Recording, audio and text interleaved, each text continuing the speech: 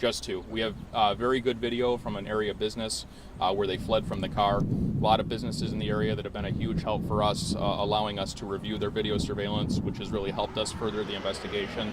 Obviously, this is a concerning situation for parents who have kids that are exiting school when school closures are happening and dismissing for the day. We have been in communication with those schools. They establish their safety protocols to make sure kids can get out safe. Some schools continue to hold a few students that live in the area until their parents come and pick them up, but we are working closely with them as well. We understand it's concerning for the residents in this area that there could be an individual armed with a firearm that's suspected of committing a homicide. We're putting a lot of resources into this to try to locate him, and we hope to safely take him into custody tonight.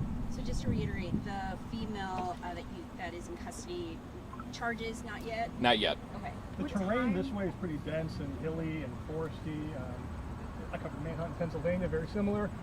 Have you worries that he went that way and it could be a difficult terrain situation? How are you guys adapting to terrain?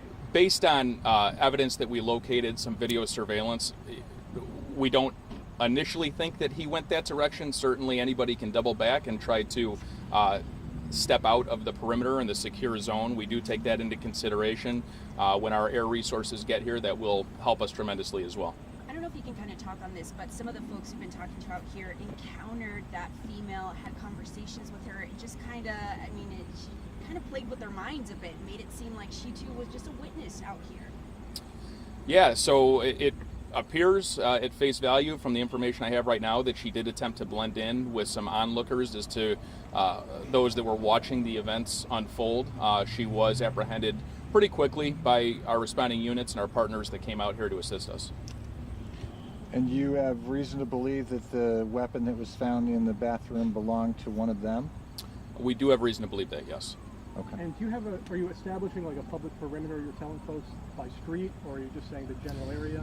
We're asking people that are within this area of Route 14 to 22 to 59 to Kelsey Road, obviously remain vigilant. We're not asking you to barricade yourselves in the house for the night, but keep a watchful eye. Certainly we wouldn't let or want kids to necessarily be out playing without adult supervision while this person is on the loose. How long do you expect to keep this closed? We don't know yet. We've got some additional air units that are inbound to assist us with the search. It could be an hour, it could be several hours. Can you describe whatever challenges this particular area might give you as far as the search?